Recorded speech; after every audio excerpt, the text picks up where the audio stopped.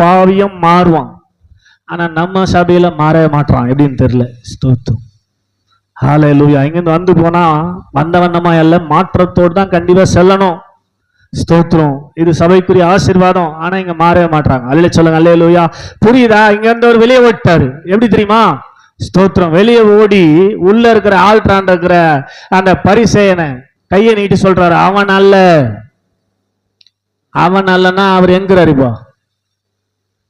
இவன் அப்படின்னு சொல்லி ஆயக்காரனை காட்டுறாருன்னா எங்க இருப்பு? ஆண்டர் எங்க போயிட்டாரு? வெளியே இருக்கிற ஆயக்காரனாண்ட போயிட்டாரு. ஆயக்காரனாண்ட போயிட்டு கையை நீட்டி உள்ள ஜெபம் பண்ணிக்கிறானே அவன் இல்ல, இவன் தான். சொல்லுங்க, அல்லேலூயா. இவன் தான் நீதிமானாக்கப்பட்டவனாய் திரும்பி போவான். ஏனென்றால் தன்னைத்தான் தாழ்த்துகிற எவனும் உயர்த்தப்படுவான், தன்னைத்தான் உயர்த்துகிற எவனும் தாழ்த்தப்படுவான் என்று சொன்னார். கையெழுத்தி ஆமென் சொல்லுங்க, அல்லேலூயா. அப்ப முதலாவது நாம் பாவி என்பதை உணர்ந்து தேவ சமூகத்தில் அந்த உணர்வு வரணும். பாவி, நீ கண்டிப்பா பாவி. பாவி நீ இல்லைன்னா தேவன் நேரடியாக பேசுற சத்தம் கேட்டுக்கினே இருக்கும். கேக்குதா?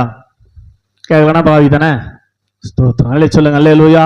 புரிஞ்சுக்குங்க ப்ளீஸ். ஸ்தோத்திரம். நான் பாவி என்ற அதுன்றலாம் போய் இப்போ தப்பா போர்ட்ரேட் பண்ணாதீங்க, தப்பா சொல்லாதீங்க வெளியில. தப்பா புரிஞ்சுன்னு போயிட்டு ஸ்தோத்திரம் சர்ச்சைக்கு வர்றது உங்க இஷ்டம், வராத போயிடாதீங்க. ஸ்தோத்திரம், கர்த்தர் நல்லவர். புரியுதா உங்களுக்கு? அல்லே சொல்லுங்க, அல்லேலூயா. முதல்ல எல்லாருமே பாவிதான். ஆமென் சொல்லுங்க, அல்லேலூயா. அதை ஒத்துக்கணும்னு ஆண்டவர் நினைக்கிறாரு. நாம் நம்முடைய பாவங்களை அறிக்கையிட்டால் பாவங்களை நமக்கு மன்னித்து எல்லா அநியாயத்தையும் நீக்கி நம்மை சுத்திகரிப்பதற்கு அவர் உண்மையும் நீதியும் உள்ளவராய் அவருடைய குமாரனாகி இயேசுவின் ரத்தத்தை வச்சு ரெடியாகிறாரு பிதா.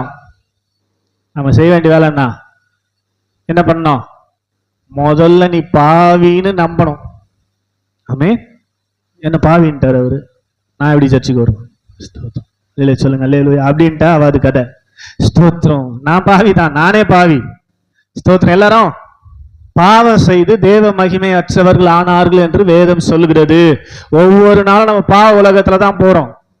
உலகம் ஃபுல்லா பாவத்துல தான் இருக்குது. அதனால ஏதோ ஒரு வகையில கண்ணிலேயோ வாயிலையோ காதலியோ பாவத்தை கேட்டிருக்கலாம், பார்த்திருக்கலாம், பேசியிருக்கலாம். எப்படியோ ஒரு வகையில நம்ம பாவிகள்.